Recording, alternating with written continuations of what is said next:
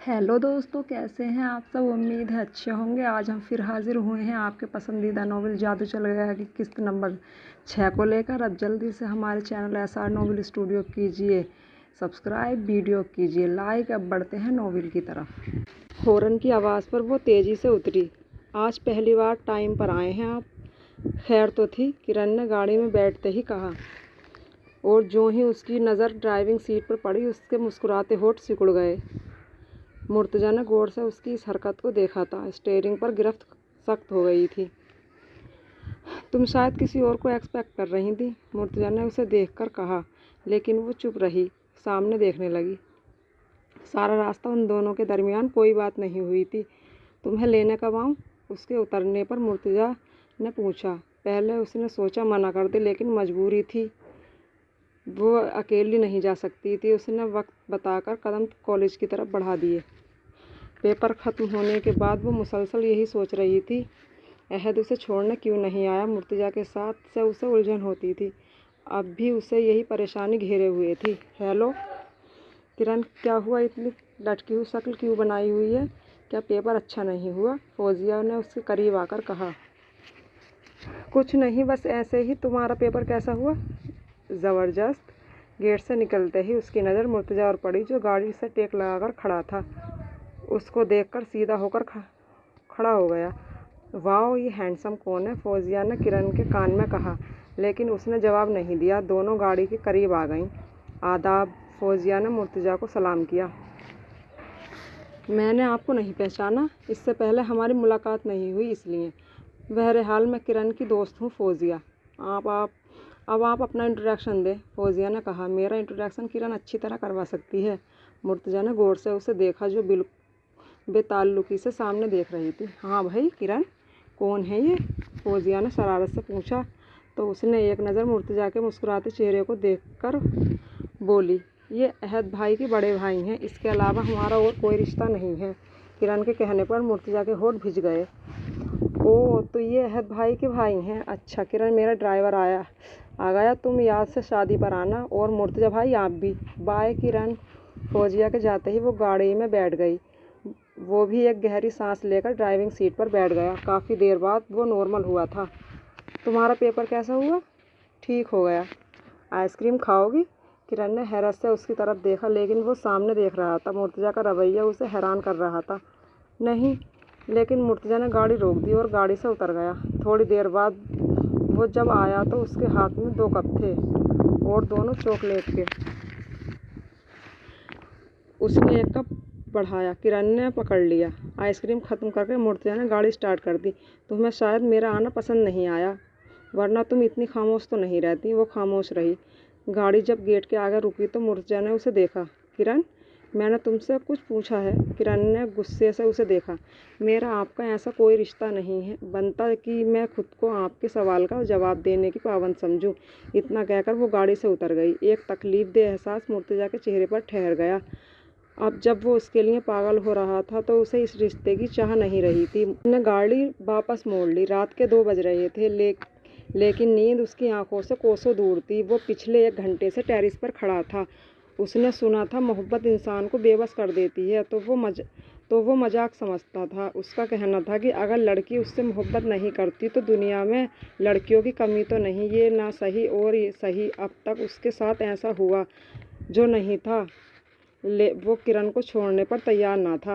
आज उसके दोस्त या घर वाले ये जान जाएं कि आज उसकी जो हालत है उसकी वजह एक लड़की है, तो शायद कोई यकीन ना करे। उसने सिगरेट सुलगाकर होठों से लगाया। आज से पहले कभी उसने सिगरेट को हाथ भी नहीं लगाया था, लेकिन पिछले कुछ घंटों में वो पूरा 1 पैकेट ख़त्म कर चुका था। किरण की मोहब्बत ने उसे कमज़ोर बना दिया था। उससे उस वक्त उससे मोहब्बत हुई जब वो उसे पूरी तरह बदगुमान हो चुका था। अगर डैडी ने अहद और किरण की नहीं नहीं, अल्लाह मियाँ, आप मेरे साथ ऐसा नहीं कर सकते। मैं किरण के बगैर नहीं रह सकता। उसने आसमान की तरफ सर उठाकर खुद से दुआ की और वहीं दीवार से टेक लगाकर बैठ गया। किरण, मैं तुमसे बहुत मोहब्बत करता हूँ, मेरे साथ ऐसा मत करना, मुझे बहुत तकलीफ़ होती है। तुम्हारे रवैये से। किरण का रवैया याद आने पर उसकी आंखों से 2 कतरे निकलकर ज़मीन पर गिरे। वो जो इतना मजबूत था, बड़ी से बड़ी तकलीफ को आराम से सह जाता था, उसके गुस्से से सब पनाह मांगते थे। ज़िंदगी के हर मोड़ पर कामयाबी ने उसके कदम चूमे थे। आज एक लड़की ने उसे इतना कमज़ोर बना दिया था कि वो उसके लिए रो रहा था। उससे जुदाई का एहसास उसे सहमा रहा था। गुड मॉर्निंग एवरीबॉडी, मुर्तज़ा ने डाइनिंग टेबल की कुर्सी पर बैठते हुए कहा तो सब उसकी तरफ देखने लगे। खैरियत? ऐसा ऐसा क्या देख रहे हो मुर्तज़ा, तुम्हें कोई परेशानी है? मामा के पूछने पर वो चौंक कर उन्हें देखने लगा। नहीं तो मामा, आपको ऐसा क्यों लगा? नहीं तो क्या मतलब है? हालत देखो अपनी, दिन ब दिन अजीब होते जा रहे हो। ऐसा कुछ नहीं है मामा, रात को देर से सोया था। जमाल अहमद ने भी उसके चेहरे को और सुर्ख आंखों को गौर से देखा। भाई, आपकी हालत तो मजनू से मिलती जुलती हो गई है। अली की बात पर सब हक्का बक्का रह गए और ज़ोर से हंसने लगे। यार, ना तो मेरी शेप बढ़ी है क्योंकि मैं अभी शेप करके आ रहा हूँ, ना ही बाल बिखरे हैं और ना ही कपड़े फटे हैं। फिर तुम्हें क्यों ऐसा लग रहा है? मुर्तज़ा अली की बात से एंजॉय कर रहा था। नहीं, आसार कुछ ऐसे ही हैं। ना आपको भूख लगती है और रात को आप टेरेस पर खड़े होकर तारे भी गिनते हैं, तो इसका मतलब है तुम मेरी जासूसी करते हो। भाई, आपको कोई प्रॉब्लम है तो बताएं ना, अहद भी बोला था। यार, ऐसी कोई बात नहीं है, तुम सब खामोखा परेशान हो रहे हो। वो कहकर खड़ा हो गया। नाश्ता तो पूरा करो। उसने एक ब्रेड भी पूरा नहीं लिया, शाहिदा ने कहा, लेकिन वो जा चुका था।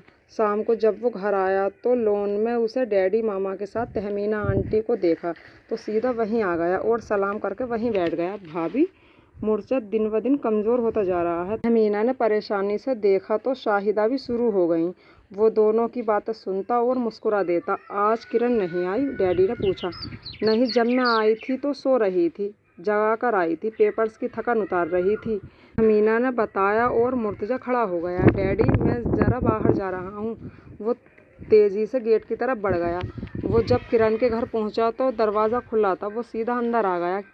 किचन में बर्तनों की आवाज़ सुनकर वो उधर ही आ गया। बाल उसकी पीठ पर फैले हुए थे जो हल्के हल्के गीले थे। शायद वो अभी नहाकर निकली थी। जैसे ही वो पलटी, अपनी जगह जम सी गई। दरवाजे पर मुर्तज़ा खड़ा था। उसने जल्दी से कुर्सी पर पड़ा दुपट्टा खींचकर खुद पर लिया। मैं तुमसे बात करना चाहता हूँ। मैं तुमसे ये पूछने आया हूँ, तुम मेरे साथ ऐसा बिहेव क्यों करती हो? तुम्हें मेरी मौजूदगी बुरी क्यों लगती है? किरण ने हैरान नज़रों से उसे देखा। मेरा नहीं ख्याल मेरे पसंद करने या ना करने पर आपको कोई फ़र्क पड़ता है। उसके लहजे में तंज साफ था। मुझे तुम्हारे पसंद करने या ना करने से फ़र्क पड़ता है। किरण, तुम मेरी बीवी हो। उसकी बात पर किरण ने तड़प कर जवाब दिया। मैं नहीं हूँ आपकी बीवी। ये बात कई माह पहले आप मुझसे कह चुके हैं। वो रिश्ता सिर्फ कागज़ तक है। अच्छा हुआ आपने बात शुरू कर दी। आप इस रिश्ते को ख़त्म कर दें। मैं अब और बर्दाश्त नहीं कर सकती। अगर आप अंकल से बात नहीं कर सकते तो मैं खुद कर लूँगी। उसकी बात पर मुर्तज़ा ने उसे दुख से देखा। लेकिन मैं इस रिश्ते को ख़त्म नहीं करना चाहता। लेकिन मैं चाहती हूँ। मैं आपकी मर्ज़ी की पाबंद नहीं हूँ। जब आपने कहा ख़त्म तो ख़त्म, जब आपने कहा नहीं ख़त्म तो नहीं ख़त्म। क्यों? मेरी मर्ज़ी की कोई अहमियत नहीं। मुझे आपके साथ ही उलझन होती है। आपके लिए सब कहना आसान है, लेकिन आप उस अज़ियत को नहीं समझ सकते जो मैंने बर्दाश्त की है। हर पल एक डर, कब क्या हो जाए। आपको क्या पता दुख क्या होता है, अज़ियत क्या चीज़ है। बात करते करते उसकी आवाज़ रुंध गई, लेकिन जल्दी ही उसने खुद पर काबू पा लिया। मैं आपसे अब कोई ताल्लुक़ नहीं रखना चाहती। इतना कहकर वो बाहर निकल आई। अपने कमरे में आकर वो कितनी देर ऐसे ही खड़ी रही। वो कभी भी इतनी बहादुर नहीं थी और मुर्तज़ा से तो वो बहुत डरती थी, लेकिन आज पता नहीं कैसे वो इतना बोल गई। किरण के बाहर निकलने के बाद वो काफ़ी देर अपनी जगह पर साकित खड़ा रहा। इतनी नफ़रत? उसने तकलीफ़ से अपनी आंखें बंद कर लीं। आपको क्या पता दुख क्या होता है, अज़ियत क्या चीज़ है। किरण की आवाज़ उसके कानों में गूंज रही थी। मुझसे बेहतर इस अज़ियत को और कौन समझता है, वो बड़बड़ाया। उसने एकदम आंखें खोल दी। नहीं किरण, मैं अब और नहीं बर्दाश्त कर सकता। उसने एकदम किरण के कमरे की तरफ कदम बढ़ाए। उसने ज़ोर से दरवाजे पर ठोकर मारी। धड़ से दरवाज़ा खुल गया। किरण डरकर उछल पड़ी। इससे पहले कि वो कुछ समझती उसने मुर्तजा को अंदर दाखिल होते हुए देखा। फिर अपने पीछे उसे दरवाज़ा लॉक करते देखकर उसकी जान ही निकल गई। दरवाज़ा क्यों बंद किया? डर के मारे उसके मुंह से आवाज़ भी निकल रही थी। मुर्तजा ने एक नज़र उसके सहमे चेहरे को देखा और कदम उसकी तरफ बढ़ा दिए। अपनी तरफ बढ़ता देखकर वो पीछे हटने लगी, यहाँ तक कि वो दीवार से जा लगी। आप जाएं यहाँ से, वरना मैं शोर मचा दूंगी, किरण ने कांपती आवाज़ में कहा। शौक से मचाओ शोर, मुर्तजा ने उसके सामने खड़े होते हुए कहा। तो किरण भागकर उसकी साइड से निकली। इससे पहले कि वो दरवाजे तक पहुंचती, उसने उसका बाजू पकड़कर जोर से अपनी तरफ खींचा। वो अपना बैलेंस खो गई और सीधी उसके सीने से जा लगी। फिर उसने जोर से रोना शुरू कर दिया। हाँ, तो तुम कह रही थी तुम्हारा मेरा कोई रिश्ता नहीं है। चलो ठीक है, ऐसा ही सही कागज़ ताल्लुक़ तो है ना, और इस हिसाब से हम मियाँ बीवी हुए, और मियाँ बीवी का रिश्ता तो बहुत करीबी होता है।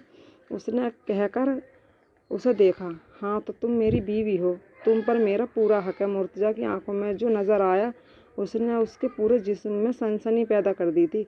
आप ऐसा नहीं कर सकते, उसने रोते हुए कहा। मैं कुछ भी कर सकता हूँ। कुछ देर बाद किरण ने अपने बालों पर उसकी सांसें महसूस की तो उसे अपने पैरों से जान निकलती महसूस हुई। प्लीज़ मुर्तजा, ऐसा मत करें, मैं आपके आगे हाथ जोड़ती हूँ, मुझे माफ़ कर दें, उसने बुरी तरह रोते हुए कहा। तो मुर्तजा एकदम संभल गया और उसे एकदम छोड़ दिया। किरण ने नज़रें उठाकर उसकी तरफ देखा। वो भी उसे ही देख रहा था। एक नज़र में डर था, जबकि दूसरी नज़र में अजीब सा रंग। किरण ने नज़रें झुका ली और वहीं ज़मीन पर बैठ गई। आंसू कतरा कतरा उसकी आंखों से बह रहे थे। उसका जिस्म हौले हौले कांप रहा था। मुर्तजा भी उसके सामने बैठ गया और उसके दोनों हाथों को पकड़ लिया। तो किरण ने सहम कर उसकी तरफ देखने लगी।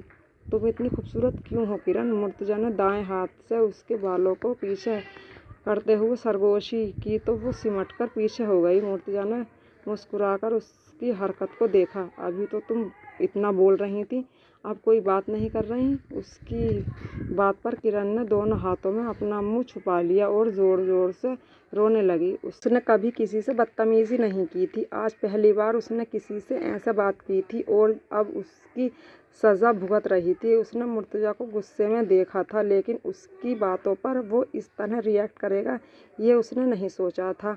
उसके इस तरह रोने पर मुर्तजा शर्मिंदा हो गया। उसका मकसद किरण को तंग करना नहीं था, वो तो सिर्फ उससे बात करना चाहता था, लेकिन पता नहीं उसको छूते ही खुद पर काबू नहीं रहा था और अब इस तरह रोना वो कट कर रह गया। किरण, बंद करो रोना, वरना फिर मुझे। उसने जानबूझकर जुमला पूरा नहीं किया था और उसकी उम्मीद के मुताबिक किरण ने रोना बंद कर दिया था। अब एक बात मेरी ध्यान से सुनो, उसने हाथ से उसकी थोड़ी ऊपर की। मुझे इनकार सुनने की आदत नहीं है। जिस तरह आज तुमने किया, आइंदा ऐसा नहीं हो। तुम मेरी बीवी हो, ये बात याद रखना। मैं किसी कीमत पर भी तुम्हें नहीं छोड़ूंगा, चाहे तुम मुझे बर्दाश्त करो या तुम्हें मेरे साथ से उलझन हो। तुम्हारी ज़िंदगी में मेरे अलावा और कोई नहीं होना चाहिए। तुम सिर्फ मेरी हो। तुम्हें सिर्फ एक नाम याद होना चाहिए, मुर्तजा। Mind it. और हाँ, डैडी से किसी तरह की बात करने की कोशिश ना करना, वरना मैं कुछ भी कर सकता हूँ। उसने खड़े होकर एक नज़र उसे गौर से देखा और दरवाज़ा खोलकर बाहर निकल गया। तो वो उठकर बेड पर आकर लेट गई। इसके बाद उसे कुछ होश नहीं रहा था। जब उसे होश आया तो तहमीना उसके सरहाने बैठी थी। किरण, गुड़िया, क्या हो गया था तुम्हें? मीना ने उसे आंखें खोलते हुए देखकर पूछा तो उसने दोबारा आंखें बंद कर लीं। किरण बेटा, कुछ तो बोलो। वो परेशान थी। अम्मी, मैं ठीक हूँ, मुस्कुराकर उन्हें तसल्ली दी तो वो गौर से उसके पीले चेहरे को देखने लगी। जब वो घर आई थी तो वो बेसुध बिस्तर पर पड़ी थी। कई दफ़ा आवाज़ देने पर भी वो जब नहीं उठी तो उन्होंने जमाल अहमद को फ़ोन कर दिया। वो उसी वक्त डॉक्टर को लेकर आ गए। डॉक्टर के मुताबिक किसी टेंशन या डर की वजह से बेहोश हुई थी। सबने इसे पेपर की टेंशन समझा था, जबकि जमाल अहमद सोच में पड़ गए थे। सारी रात वो इंजेक्शन के असर में सोई रही। अब सुबह उसकी आंख खुली थी। कुछ देर बाद ही जमाल अंकल, आंटी और अली आगे पीछे दाखिल हुए। ये आपके लिए। अली ने बड़े अदब से झुककर गुलाब की कली उसे पकड़ाई तो वो फीकी सी हंसी हंस दी। बेटा, तुम्हें क्या हुआ था? शाहिदा ने गौर से उसके जर्द चेहरे को देखा। एक ही रात में वो इतनी कमज़ोर हो गई थी। पता नहीं आंटी, मुझे खुद पता नहीं चला। उसने सर झुका लिया तो जमाल अहमद उसके करीब बैठ गए। किरण, अगर कोई परेशानी है तो मुझे बताओ। उसके पूछने की देर थी, वो उनके साथ लगकर रोने लगी। अंकल, मुझे बहुत डर लग रहा है। किससे बेटा? उन्होंने उसका चेहरा हाथ में लेकर पूछा। इससे पहले कि वो कोई जवाब देती, उसने दरवाजे के पास खड़े मुर्तज़ा को देखा। तो दोस्तों, कैसी लगी जादू चल गया नॉवेल की किस्त नंबर 6? उम्मीद है आपको बहुत पसंद आएगी। इंशाल्लाह अगली किस्त में मिलेंगे। जब तक के लिए अल्लाह हाफिज़।